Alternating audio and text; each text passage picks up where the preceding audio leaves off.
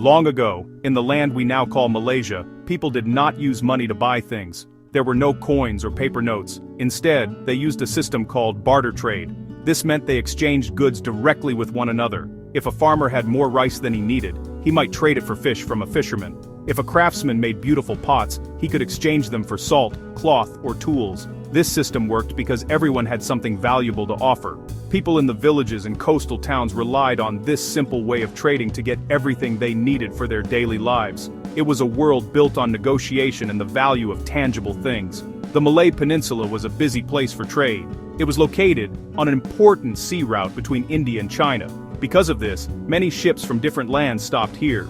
Local people had many valuable resources that foreign traders wanted. These included spices like cloves and nutmeg, fragrant woods and resins used for incense. They also had tin, a metal that was in high demand. In return, they received goods like silk from China, cotton textiles from India, and beautiful ceramics from faraway lands. This international trade was also done through bartering. A local chief might trade a large amount of tin for a chest full of fine Indian fabrics. This system of exchange connected the region to the great empires of the world. Certain items became so common in trade that they acted almost like money. One of the most important was rice. Rice was a staple food, and everyone needed it. Its value was understood by all. A person's wealth could be measured by how much rice they stored. Another important item was tin. The Malay Peninsula had huge amounts of tin. It was mined and melted into blocks or ingots. These tin blocks were easy to carry and had a consistent value, making them a useful medium of exchange. People could use a certain weight of tin to buy other goods, which was a step closer to using actual money. This practice showed that people were looking for easier ways to trade than just swapping random items. Life with barter trade had its challenges. The biggest problem was finding someone who wanted what you had and had what you wanted. This is called the double coincidence of wants. A fisherman might want rice, but the rice farmer might not want fish that day. He might want a new knife instead.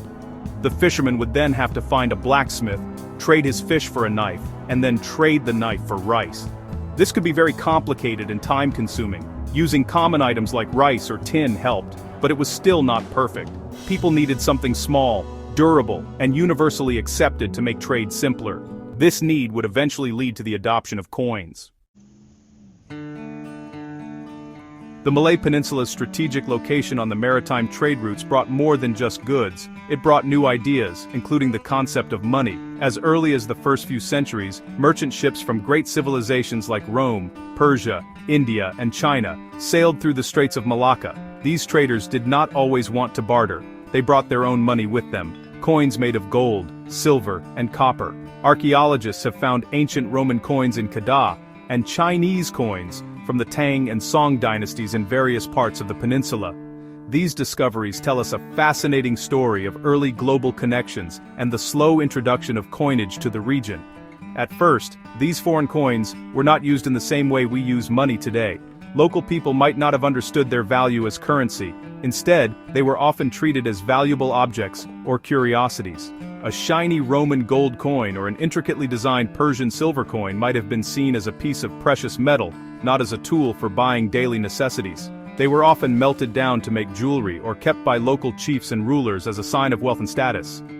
Having a collection of foreign coins showed that a ruler had connections to powerful and distant lands. These coins were symbols of power and prestige long before they became common tools for trade among the local population. Over time, as trade with foreign merchants became more regular, some of these coins started to be used as actual money, especially in the bustling port cities. Chinese copper coins, often called PTs or keeping, became particularly common. These coins had a square hole in the middle which made them easy to string together. This was very convenient for counting and carrying large amounts. Merchants from China would bring strings of these coins to buy local products. Local traders in places like Malacca and Kedah began to accept them, understanding that they could use these same coins to trade with other merchants. This was the beginning of a monetized economy in the major trading centers of the peninsula. The use of foreign coins, however, was mostly limited to the big ports where international traders gathered. In the villages and inland areas, barter trade and the use of commodity money like tin and rice continued for a long time. Many ordinary people would rarely, if ever, see or use a coin. The idea of money was slowly taking root, but it was a foreign concept. The next logical step was for local rulers to start making their own money. They saw how coins made trade easier for the foreign merchants and wanted to have that same convenience and control over their own economies. This desire would eventually lead to the creation of the first local currencies. Before local rulers began minting round coins, they created their own unique forms of money using the resources they had in abundance. In states like Pahang, Perak, and Selangor, which were rich in tin, a fascinating type of currency appeared: tin animal money. These were small ingots of tin cast in the shapes of animals, most commonly a crocodile. Other shapes included tortoises and roosters. These were not just artistic objects. They were standardized units of value. Each animal's shape might have represented a specific weight or worth. This was a clever way to turn a raw material, tin, into a recognizable and trusted form of currency for local trade. These animal-shaped ingots are considered one of the earliest forms of money native to the Malay Peninsula. Alongside the animal ingots, a more practical form of tin money was the tin bar, or ingot, known as a tompong. These were rectangular blocks of tin, often stamped with the seal of a local ruler or sultan. The stamp guaranteed the weight and purity of the tin, making it a trusted medium of exchange. The value of the tampang depended on its weight. This was a significant step forward, because the ruler's stamp acted like a government guarantee, similar to how modern money is backed by a central bank. These tin bars were used for larger transactions, like paying taxes or buying land. They were too large and heavy for buying small items, but they served as an important currency for the economy of the tin-rich states for many centuries. While tin was the currency of the western states, the eastern side of the peninsula had its own precious resource: gold. In states like Kelantan and Pahang, gold was found in rivers and mines. This gold was often used as money in the form of gold dust, known as serbuk emas. The gold dust was carefully weighed using small, precise scales and used for trade. For larger payments, gold was sometimes melted and formed into small, flower-like shapes or nuggets called kupang. The value of the gold kupang was based on its weight and purity. Gold was highly valued everywhere, so it was useful for both local transactions and for trading with international merchants who visited the ports along the east coast. These early forms of local money, tin animals, tin bars, and gold dust, were an important bridge between a pure barter economy and a coin-based one. They show how local communities adapted to the needs of trade by using the natural resources available to them. These systems were more sophisticated than simple bartering, because they involved standardized units of value. However, they still had their limitations. Weighing gold dust for every transaction was inconvenient, and carrying heavy tin bars was not practical for daily shopping. The stage was set for an even better form of money: small, round, standardized coins that were easy to carry and use. The first true round coins minted by a local Malay state appeared in the ancient kingdom of Kedah. Around the 12th century, Kedah, a major trading port, began producing its own coins. However, these first coins were not made of silver. They were made from tin, the metal that was most plentiful in the region. These early tin coins were quite simple. They were often small and irregularly shaped, and they featured Arabic inscriptions. Typically, one side would have the name of the ruler, such as Al-Sultan al-Adil, which means the just sultan. This was a clear declaration that the coin was issued under the authority of the local sultan, making it official currency within his kingdom. Later, in the 15th century, the Great Sultanate of Malacca also began to mint its own coins. Malacca was the most powerful trading empire in Southeast Asia at the time, and it needed a standardized currency to manage its vast commercial network. Following the tradition of the wider Islamic world, the sultans of Malacca issued coins of two different metals: gold and tin. The gold coin was called the kupang, and the tin coin was called the pitis. The gold kupang was a high-value coin used for large transactions and international trade. The tin pitis was a small, low-value coin used for everyday purchases in the marketplace. This two-metal system was very practical for a bustling economy. You might wonder why these first local coins were made of tin and gold but not silver. The answer lies in the natural resources of the Malay Peninsula. The land was extremely rich in tin, with some of the world's largest deposits. This made tin an obvious choice for low-value coinage. It was cheap, easy to mine, and easy to melt and mint. Gold, while not as common as tin, was also mined locally in states like Pahang and Kelantan. It was a universally accepted precious metal, making it perfect for high-value coins that would be used in international trade. The combination of tin and gold perfectly matched the economic needs and the geological reality of the region. Silver, on the other hand, was not abundant. There were very few silver mines in the Malay Peninsula.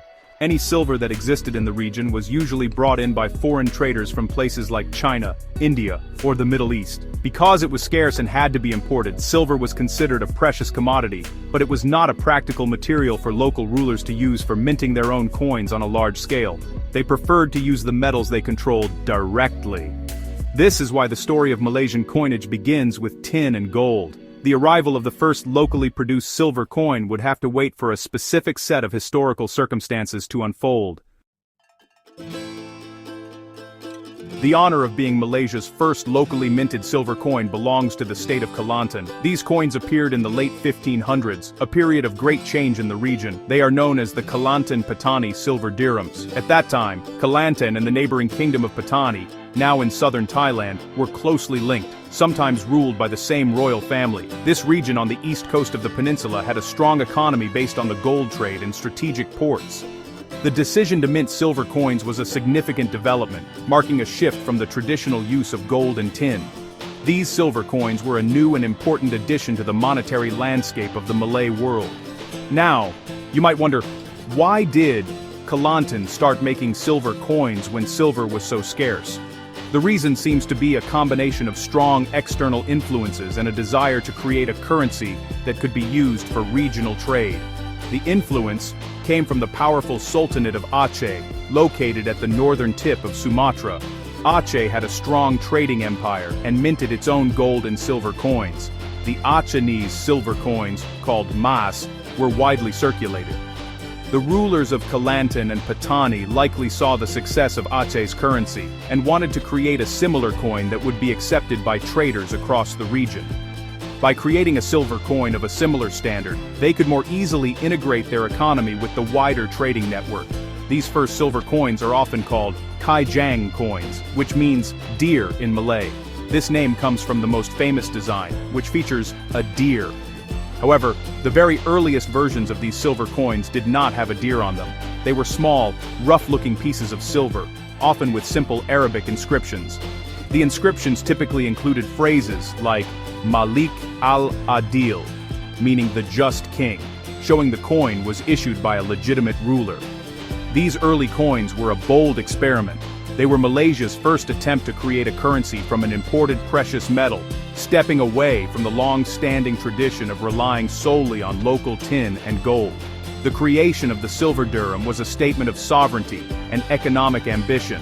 By minting their own silver coins, the rulers of Kelantan Patani were demonstrating their kingdom's importance and stability. A standardized silver currency made it easier to collect taxes, pay soldiers, and conduct trade with merchants from across the seas. It showed that the kingdom was sophisticated and well organized. This move was not just about making money, it was about building a modern state. The appearance of this small silver coin signaled a new chapter in the economic history of the Malay Peninsula, one where silver would play an increasingly important role. The first Malaysian silver coin, the Kelantan Patani dirham, was quite distinct in its appearance. It was made from an alloy that was mostly silver, but it often contained other metals like copper or tin, which were mixed in. This means the purity of the silver could vary from coin to coin. In terms of weight, they were very light, typically weighing less than 1 gram. They were also very small, usually around 10 to 15 millimeters in diameter, which is smaller than a modern 1-cent coin. Their shape was not perfectly round. Because of the way they were made, the coins were often irregular, with uneven edges, which gives them a unique, handcrafted character. The design of these early silver coins was simple but meaningful. The earliest versions from the 16th century were crude, and featured Arabic inscriptions on both sides. One side might say Al-Sultan al-Adil, meaning the just sultan, or a similar royal title. The other side often had a phrase like Nasir al-Dunya wa al-Din, which translates to helper of the world and of the faith. These religious and royal phrases served to legitimize the coin, showing it was issued by the authority of a Muslim sultan. Later, During the 17th and 18th centuries, the famous kijang, or deer design, appeared. One side showed a deer, sometimes with a bird on its back, while the other side had the inscription Malik al-Adil. The origin of the kijang symbol is a subject of local legends, but it became the enduring symbol of Kelantan's currency. The minting process for these coins was very basic compared to modern methods. It was a manual process done by hand. First, a piece of silver was heated until it was soft. Then, a small blob of the softened silver was placed on a die, a piece of hard metal with the coin's design engraved on it. This was called the anvil die. Another die, the hammer die, was placed on top of the silver blob. A craftsman would then strike the hammer die forcefully with a heavy hammer. This single powerful strike would flatten the silver and impress the designs from both dies onto its surfaces. This hand-striking method is why the coins were often irregularly shaped and the designs were sometimes off-center or incomplete. Each coin was essentially handmade, and no two coins were exactly alike. This gives them a charm and historical value that mass-produced modern coins lack. The variations in weight, purity, and design quality tell a story about the challenges of minting in the 16th and 17th centuries. Despite these imperfections, the silver dirham was a successful currency. It was produced for over 300 years and became a familiar sight in the markets of the East Coast. Its creation and long-lasting use represent a major achievement in the history of Malaysian money, demonstrating the ingenuity and adaptability of the early Malay kingdoms. The success of Kelantan's silver dirham did not go unnoticed by other Malay states. Rulers in neighboring kingdoms saw the benefits of having a standardized silver currency for trade and administration. The influence of the powerful Akanese trading network, which used silver coins extensively, continued to encourage this trend. As a result, the idea of minting silver coins began to spread to other parts of the peninsula. One of the first states to follow Kelantan's lead was Terengganu. Around the early 18th century, Terengganu started to produce its own silver coins, known as kupang. These coins were clearly inspired by the Kelantanese model, but had their own unique features. The silver kupang of Terengganu was similar in size and weight to the Kelantan dirham. It was a small, thin silver coin, but it had its own distinct designs. The rulers of Terengganu stamped their coins with their names and titles in Arabic script, asserting their own authority. For example, coins of Sultan Zainal Abidin II were inscribed with his name. This showed that Terengganu was not just copying Kelantan, but establishing its own monetary system. The minting of these coins helped to strengthen Terengganu's economy and its status as an independent and important trading state on the East Coast, rivaling its neighbors. The spread of silver coinage was a sign of growing economic sophistication across the region. Further south, the powerful Sultanate of Johor also adopted silver coinage, though in a slightly different way. Johor, which controlled the southern part of the peninsula and the Singapore Straits, was a major international port. It had a long history of using gold and tin coins, dating back to the time of the Malacca Sultanate. However, by the 17th and 18th centuries, Johor also began to issue silver coins, sometimes called mas. These coins were influenced by both the local Malay tradition and the European currencies that were now common in the region, such as the Spanish silver dollar. Johor's silver coins helped facilitate trade, with the increasing number of European merchants who visited its ports. People used these new silver coins in many aspects of life. In the bustling markets of Kelantan, Terengganu, and Johor, merchants used them to buy and sell goods like spices, textiles, and rice. The coins were small enough for daily transactions. Rulers also used them to pay their soldiers and officials, and citizens used them to pay taxes, such as the zakat, or Islamic alms tax. Having a standardized silver currency made these payments much easier to manage than collecting taxes in the form of rice or other goods. The silver coins became an essential part of the urban economy, connecting rulers, traders, and common people in a shared financial system. They were the lifeblood of trade and government in the Malay states before the colonial era. The arrival of European colonial powers marked the beginning of the end for the locally minted silver coins. The Portuguese were the first to arrive, conquering Malacca in 1511. They brought their own silver and copper coins called the soldo and dinero, which they minted in Malacca. These coins circulated alongside the existing Malay currencies. However, the Portuguese were more focused on controlling the spice trade than on changing the entire monetary system of the region. Local coins, especially tin pities, continued to be widely used. The Portuguese even minted their own versions of tin coins to fit into the local economy, showing that the old system was still very much alive. The next major power to arrive was the Dutch, who captured Malacca from the Portuguese in 1641. The Dutch had a much larger and more organized commercial empire, managed by the Dutch East India Company, or VOC. They introduced their own silver coins, such as the ducatoon and the silver rider, and copper ducats. The VOC was determined to control the economy, and their high-quality standardized coins began to compete directly with the local silver and tin currencies. The Dutch systematically tried to dominate the tin trade, which also affected the production of local tin coins. While Malay silver coins from Kelantan and Terengganu still circulated on the east coast, the Dutch presence in the west began to push local currencies aside.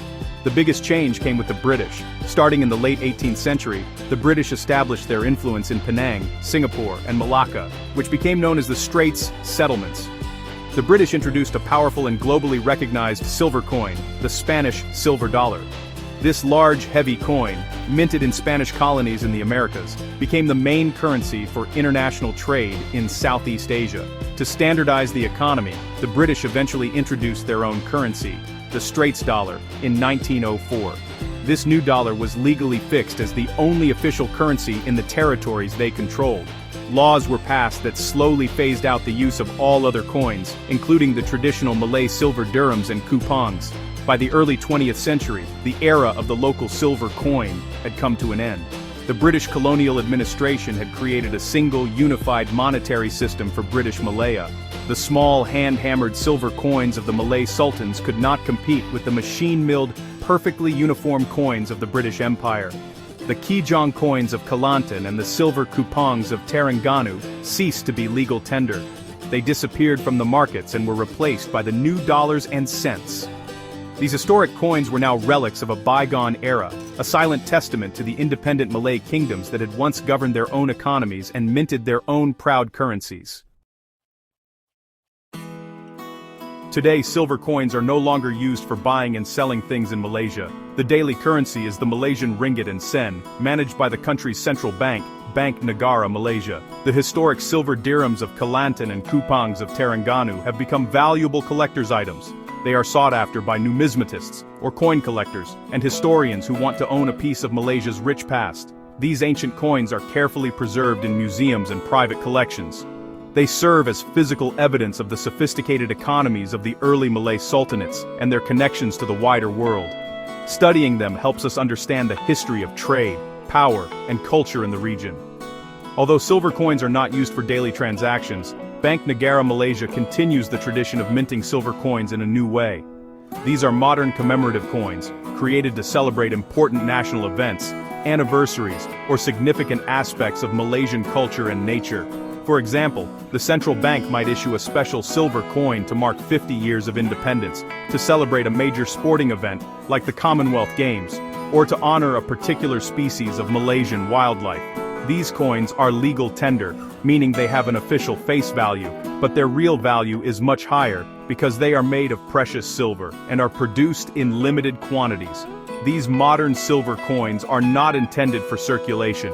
You will not receive one as change at the supermarket. Instead, they are designed for collectors and investors. They are beautifully crafted using advanced minting technology to create detailed and artistic designs. They are often sold in protective cases with a certificate of authenticity. People buy them as a way to commemorate a special moment in the nation's history, as a beautiful object of art, or as an investment in a precious metal. This practice keeps the connection between silver and Malaysian currency alive, but in a way that is very different from the past. It is a nod to history, a celebration of the present, and an investment for the future. From the first handmade silver dirham of Kelantan to the polished commemorative coins of today, the story of the silver coin in Malaysia is a long and fascinating journey. The first silver coin was a symbol of sovereignty and a practical tool for a growing economy. It connected the Malay kingdoms to the international trade network and helped rulers manage their states. Though it was eventually replaced by colonial and modern currencies, its legacy endures. The modern commemorative silver coins we see today are a tribute to that legacy. They remind us of the time when a small, irregular piece of silver represented the ambition, independence, and ingenuity of the early Malaysian states.